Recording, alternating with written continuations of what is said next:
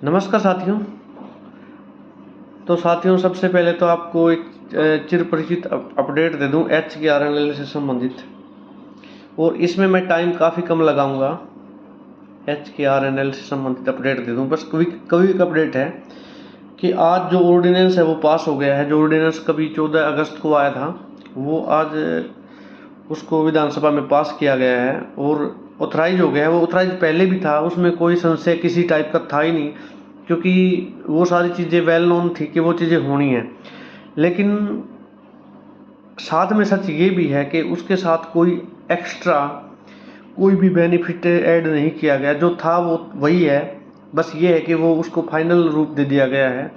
जो HKRNL कर्मचारी हैं वो 58 साल जो सुपरएनुएशन एज होती है, यानी कि रिटायरमेंट की एज होती है, वहाँ तक सेफ हैं। और सेफ का भी मैं यही कहूँगा कि भाई जब तक आपका कंडक्ट और बिहेवियर ठीक है तब तक आप सेफ हैं। और सभी हैं, इसमें रेगुलर भी आगे, सभी कर्मचारी हैं आगे, वो सब तब तक सेफ है जब तक उसका कंडक्ट और बिहेवियर ठीक रहता है। अदरवाइज उनको पनिशमेंट के तौर पे जो है टर्मिनेट तक किया जा सकता है किसी भी कर्मचारी को, चाहे वो रेगुलर हो चाहे वो आउटसोर्सिंग से हो। तो यहाँ पे दोस्तों कोई इतनी बड़ी बात मेरे को लगी नहीं जिसके बारे में आपको कुछ खास तौर पे वीडियो बनाऊं, क्योंकि सारे रूल्स मैं बता चुका हूँ। HKRNL की वीडियो जो पहले बनाई थी वो आप देख सकते हो। रूल यथावत है, कहीं कोई डिफरेंस अब तक दिखा नहीं है। सिर्फ उन्होंने एक चीज़ यहाँ पे बताई है कि ये रूल क्यों शुरू किए गए, ये ऑर्डिनेंस क्यों लाया गया। सिर्फ ये बताया गया कि आमतौर पर देखा गया था कि कर्मचारियों को बीच में हटा दिया जाता है। उस चीज़ को दूर करने के लिए, उनमें सेफ्टी लाने के लिए, यानी कि सिक्योरिटी लाने के लिए ये बिल पास किया गया। इससे ज़्यादा उसमें कुछ नहीं है। और मैं इंतज़ार कर रहा हूँ उस दिन का जब DA के बारे में कुछ कोई नोटिफिकेशन आएगा। वो स्वागत योग्य कदम होगा, क्योंकि DA सबसे बड़ी चीज़ है। इन सब में DA सबसे बड़ी चीज़ है। चाहे सैलरी चाहे थोड़ी कम भी है, लेकिन अगर DA आपको मिलता है, सरकारी जो रेगुलर कर्मचारियों के बराबर अगर DA मिलता है, तो वास्तव में ये स्वागत योग्य कदम होगा। और मैं उसके इंतज़ार में हूँ कि कब वो नोटिफिकेशन आए, लेकिन अभी फ़िलहाल आता दिख नहीं रहा है, क्योंकि आज जो ये बिल पास हुआ है इसमें कोई भी संशोधन या कोई भी ऐसी ऑर्डिनेंस आया नहीं है। तो अभी आपको इंतज़ार करना पड़ेगा और मुझे भी इसी का इंतज़ार है। साथियों, ये तो बात थी HKRNL की।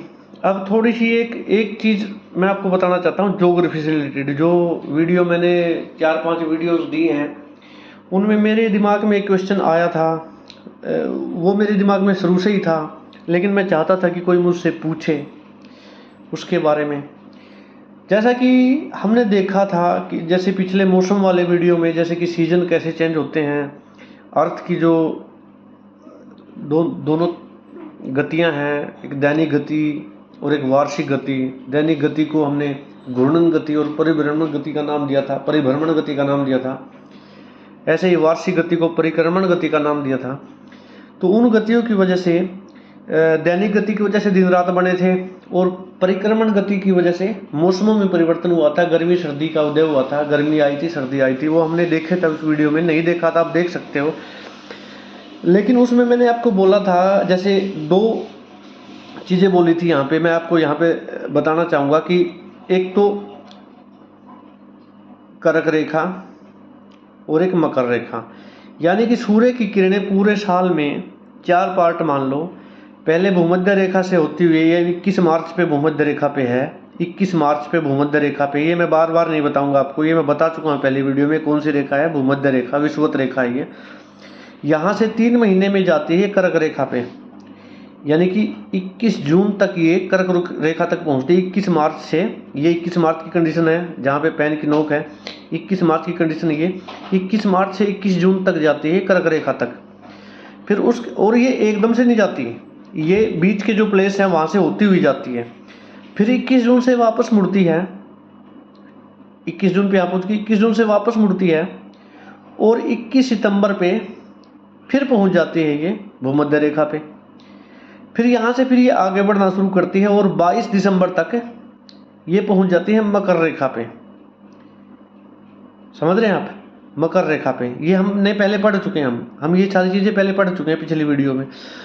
तो उसके बाद 22 दिसंबर को यहाँ पहुँचने के बाद उसके बाद फिर से ये भूमध्य रेखा की तरफ मुड़ पड़ती है और 21 मार्च को जो पहली कंडीशन बताई थी मैंने, 21 मार्च को फिर से पहुँच जाती है भूमध्य रेखा पे, फिर 21 जून को कर्क रेखा पे, फिर यहाँ से वापस भूमध्य रेखा पे, यहाँ से मकर रेखा पे और यहाँ से फिर भूमध्य रेखा पे। ऐसे ही ये घूमती रहती है। और जो ये हिस्से होते हैं, ये हिस्से यानी कि ये मैंने बताया था आपको, कर्क रेखा 23.5 डिग्री उत्तर में है और मकर रेखा 23.5 डिग्री दक्षिण में है। ये दक्षिण में है, साउथ में है, ये नॉर्थ में है। और इनसे जो ये उत्तर और इधर से दक्षिण के एरिया हैं, ये अपेक्षाकृत ठंडे होते हैं। अब ये नहीं है कि 23.5 से 24, 25, 27, 30 डिग्री तक भी ठंडे होंगे, नहीं, इनका असर थोड़ी दूर तक होगा। लेकिन जो ये एरिया आप ये मान लो, ये बिल्कुल ठंडे एरिया है। ये एरिया बिल्कुल ठंडे एरिया है, क्योंकि ये काफ़ी दूर है कर्क रेखा से और मकर रेखा से। ये एरिया ये बहुत ज़्यादा ठंडे हैं। और ध्रुव पे तो, ध्रुव जो होते हैं नॉर्थ पोल और साउथ पोल, वो तो इतने ठंडे कि वहाँ पे रहना पॉसिबल नहीं है। ये सब चीज़ें ज्योग्राफी अगर आप मन लगा के पढ़ोगे और गहराई तक जाके पढ़ोगे तो ये चीज़ें आपको समझ में आएंगी और उसमें मज़ा भी है। अगर आप ऐसे पढ़ोगे तो कम से कम आपको मज़ा ज़रूर आएगा, पढ़ने में मज़ा ज़रूर आएगा। और इससे ज़्यादा मैं क्या कहूँ, पढ़ने में मज़ा लेकिन आपको ज़रूर आएगा, ये सच्चाई है। तो दोस्तों क्वेश्चन क्या था? क्वेश्चन ये था जो मेरे दिमाग में पहले से था, मैं चाहता था कि कोई मुझसे पूछे। मैंने बात की थी यहाँ पे 2 विशेष कंडीशंस की। मान लीजिए ये सूरज है, मैं फिर से वही कंडीशन दिखाता हूँ। मान लीजिए सूरज है, मैं कोई और ज़्यादा परिवर्तन नहीं करूँगा इसमें। जो पिक्चर उस टाइम बनाई थी वही पिक्चर यहाँ पे बनाने की कोशिश करूँगा। कोई ज़्यादा मेरे दिमाग में ऐसा है नहीं कि मैं कुछ खास करूँ। मैंने दोनों को वहीं लिया जहाँ पे उस टाइम लिया था। हमने ये देखा था कि सूर्य की किरणें 21 जून को कहाँ पे जो लंबवत पड़ती थी, वो कर्क रेखा पे पड़ती थी, जो भारत में है। यानी कि भारत को कर्क रेखा बीच से काटती है, इसलिए भारत में वहाँ पे गर्मियाँ होती है, क्योंकि सूर्य की लंबवत किरणें जहाँ पड़ेंगी वहाँ गर्मियाँ होंगी। और ये कंडीशन है 22 दिसंबर की। आप पिछली वाली वीडियो देखना पक्का, उसमें ये सारी चीज़ें बताई गई हैं। और जो ये क्वेश्चन आया है, थोड़ा टाइम लगेगा इसमें, लेकिन मैं इसको बताना चाह रहा था। जो 22 दिसंबर की कंडीशन है वहाँ पे पड़ती है मकर रेखा पे, जो कि मैंने 2 कंट्रीज भी बताई थी आपको। मेन कंट्री ऑस्ट्रेलिया और आप साउथ अफ्रीका, उनके आसपास की कंट्रीज मान लीजिए वहाँ पे। तो यानी कि बात यहाँ पर ये है कि जहाँ पे सूर्य की किरणें सीधी पड़ेंगी वहाँ गर्मी होगी, और जहाँ पे सूर्य की किरणें तिरछी पड़ेंगी वहाँ पे सर्दी होगी। यानी कि जब ये 22 दिसंबर की कंडीशन की बात कर रहा हूँ मैं, जब 22 दिसंबर को सूर्य की किरणें मकर रेखा पे पड़ती हैं, यानी कि साउथ अफ्रीका और ऑस्ट्रेलिया मान रहा हूँ ताकि आपको आसान लगे। वैसे इससे ज़्यादा आसान आपको अक्षांश और देशांतर रेखाएं लगनी चाहिए, लेकिन फिर भी मुझे लगता है कि आप इस तरीके से अच्छा समझ पाएंगे। आप ये मान लो ऑस्ट्रेलिया और साउथ अफ्रीका 2 देश मान लो यहाँ पे कि उनमें काफ़ी गर्मी है इस टाइम पे, 22 दिसंबर के टाइम पे गर्मियाँ हैं। तो यहाँ पे सूर्य की किरणें तिरछी पड़ेंगी कर्क रेखा पे, यानी कि भारत में, भारत यहाँ पे है, आप ये मान लो भारत यहाँ पे है, तो यहाँ पे पड़ेंगी तिरछी। तो यहाँ पे 22 दिसंबर को क्या होगी? ठंड होगी, सर्दी होगी। इसी तरह से अगर 21 जून के आसपास की जो आसपास की कंडीशन में क्यों बोल रहा हूँ कि 21 जून को तो कर्क रेखा पे है, लेकिन उसके आसपास भी तो इंडिया ही है ना। तो 21 जून के आसपास जो कर्क रेखा के आसपास गर्मियाँ होती हैं, और मकर रेखा पे जो मकर रेखा होती है वहाँ पे सर्दी का मौसम होता है, सर्दी का मौसम होता है 21 जून के आसपास। जो ऑस्ट्रेलिया, मकर रेखा को मैं यहाँ पे फिर से बता रहा हूँ, ऑस्ट्रेलिया और साउथ अफ्रीका से रिलेट कर रहा हूँ इनको।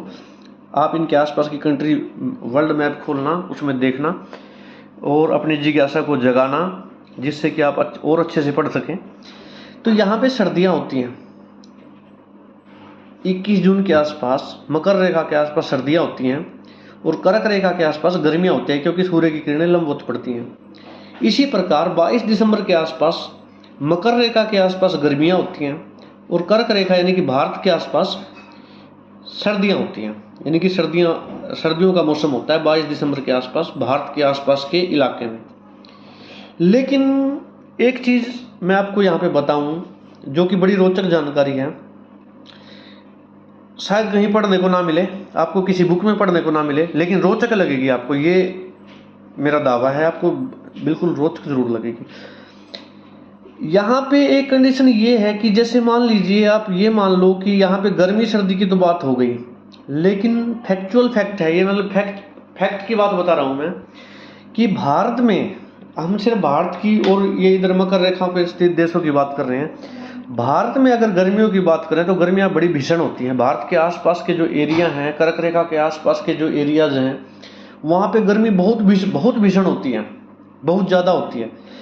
और उसी कंडीशन में 21 जून की कंडीशन बता रहा हूँ मैं, यहाँ पे ठंड होती है, मकर रेखा पे ठंड होती है, लेकिन उतनी भीषण नहीं होती, उतनी ज़्यादा ठंड नहीं होती। इस वजह से, और वजह हाइट की वजह होती है, कुछ और वजह होती है, वो हम बाद में डिस्कस करेंगे। लेकिन सूर्य की लंबवत किरणों की वजह से 22 दिसंबर को 21 जून को यहाँ पे, 21 जून की बात कर रहा हूँ मैं, यहाँ पे इतनी ठंड नहीं होती। 21 जून को यानी कि यहाँ पे गर्मी होती थी, यहाँ पे ठंड होनी चाहिए, लेकिन उतनी ज़्यादा ठंड नहीं होती। साउथ अफ्रीका में और ऑस्ट्रेलिया में उतनी ज़्यादा ठंड नहीं होती जितनी यहाँ पे गर्मियाँ होती हैं। ठीक वही कंडीशन इसके उलट 22 दिसंबर वाली है। 22 दिसंबर को कर्क रेखा के आसपास भीषण सर्दी होती है, भीषण सर्दी, बहुत ज़्यादा सर्दी जिसको हम बोलते हैं, लेकिन यहाँ पे उतनी ज़्यादा गर्मी भी नहीं होती। यानी कि यहाँ पे उतनी गर्मी नहीं होती, गर्मी होनी चाहिए, यहाँ पे सर्दी है तो यहाँ पे गर्मी होनी चाहिए, लेकिन उतनी गर्मी नहीं होती। इसी तरह यहाँ पे गर्मी है, कर्क रेखा पे गर्मी है तो यहाँ पे सर्दी होनी चाहिए, लेकिन सर्दी उतनी नहीं होती है ना, कमाल की बात। लेकिन इसके पीछे रीजन है, इसके पीछे पृथ्वी की जो कक्षा है वो जिम्मेवार है, और जो पृथ्वी जो घूमती है सूर्य के चारों तरफ, वो कुछ इस तरह से घूमती है कि मतलब एक अंडाकार पथ से घूमती है, मतलब बिल्कुल गोल नहीं घूमती, यानी कि सूर्य से पृथ्वी की दूरी हमेशा बराबर नहीं होती। और इस कंडीशन में जो पृथ्वी होती है वो सूर्य से बहुत ज़्यादा दूर होती है। समझने की बात है, आप ध्यान से समझिए इस चीज़ को। यहाँ पे इस कंडीशन में पृथ्वी सूर्य से बहुत ज़्यादा दूर होती है, सबसे ज़्यादा दूर होती है, और यहाँ पे सबसे ज़्यादा नज़दीक होती है, सबसे ज़्यादा नज़दीक होती है। इस कंडीशन में यहाँ पे सबसे ज़्यादा दूर है, यहाँ पे सबसे ज़्यादा नज़दीक है। अब शायद आप थोड़ा थोड़ा बात को समझने लायक हो चुके हैं, आप समझ गए होंगे इस बात को। इस कंडीशन को वैसे नाम बता दूं मैं, इस कंडीशन का नाम है उपसौर, और इस कंडीशन की जो डेट है वो भी बता दूं। इस कंडीशन की डेट है 7 जुलाई, 7 जुलाई। और इस कंडीशन का नाम है अपसौर, अपसौर। और इस कंडीशन की डेट है 4 जनवरी, ठीक है। यानी कि 4 जनवरी को जो पृथ्वी है वो सूर्य से सबसे ज़्यादा दूर होती है। यही कारण है, यही कारण है, सबसे ज़्यादा दूर है। देखिए किरणें तो लंबवत पड़ रही हैं, मकर रेखा पे किरणें तो लंबवत पड़ रही हैं, लेकिन दूर से पड़ रही हैं। पृथ्वी दूर है, सूर्य से पृथ्वी दूर है, दूर से पड़ रही है। यही वजह है, दूर से पड़ रही हैं तो यही वजह है कि उतनी ज़्यादा गर्मियाँ नहीं होती, और यहाँ पे ठंड बहुत ज़्यादा हो जाती है, क्योंकि सूर्य, एक तो किरणें तिरछी हैं और एक सूरज भी दूर है, तो ठंड बहुत ज़्यादा हो जाती है कर्क रेखा के आसपास, ठीक है। इसी प्रकार कंडीशन जैसे उपसौर की देखें, 7 जुलाई की कंडीशन देखें, 7 जुलाई की कंडीशन नहीं है, लेकिन ये आप यही मान लो कि इसके आसपास की कंडीशन है, गर्मियों की कंडीशन नहीं है। 21 जून में और 7 जुलाई में बहुत ज़्यादा डिफरेंस नहीं है, जैसे 22 दिसंबर और 4 जनवरी में भी बहुत ज़्यादा डिफरेंस नहीं है। यानी कि सूरज, ऐसा नहीं होता कि पृथ्वी बहुत एक ही दिन में सूरज के बिल्कुल नज़दीक आ गई और एक ही दिन में सूरज से बहुत दूर चली गई। ये कंडीशन बिल्कुल एक नियम से होती है, यानी कि एक सीक्वेंस में होती है, कोई ऐसा नहीं कि एकदम से परिवर्तन आ जाता है। तो यहाँ पे आप समझ सकते हो 21 जून की और 7 जुलाई में बहुत ज़्यादा डिफरेंस नहीं है। ऐसे ही 4 जनवरी में और 22 दिसंबर में भी बहुत ज़्यादा डिफरेंस नहीं है। तो यहाँ पे क्या होता है यहाँ पे 21 जून को जब कर्क रेखा पे चमकता है, उसके साथ ही पृथ्वी भी सूर्य के बहुत नज़दीक होती है। पृथ्वी जो है वो सूर्य के बहुत नज़दीक होती है इस कंडीशन में। तो इस वजह से एक तो लंबवत किरणें पड़ रही हैं, साथ में सूर्य से पृथ्वी की दूरी भी काफ़ी कम है, इसलिए प्रकाश बिल्कुल और ज़्यादा ऊर्जा के साथ, और ज़्यादा हीट के साथ पृथ्वी पड़ता है, लंबवत पड़ता है, कर्क रेखा पे पड़ता है। यहाँ पे भी 22 दिसंबर को भी लंबवत ही पड़ता है, लेकिन दूर से पड़ता है, इसलिए उतनी ज़्यादा गर्मी यहाँ पे मकर रेखा पे नहीं होती। और यहाँ पे गर्मी ज़्यादा होती है क्योंकि लंबवत पड़ता है और नज़दीक से पड़ता है, तो इसलिए गर्मियाँ बहुत ज़्यादा होती हैं। और ठंड की बात बस आप समझ गए होंगे, मैं समझता हूँ आप समझ गए होंगे, नहीं तो फिर वीडियो को दोबारा रिवाइंड करके देखना दोस्तों। धन्यवाद।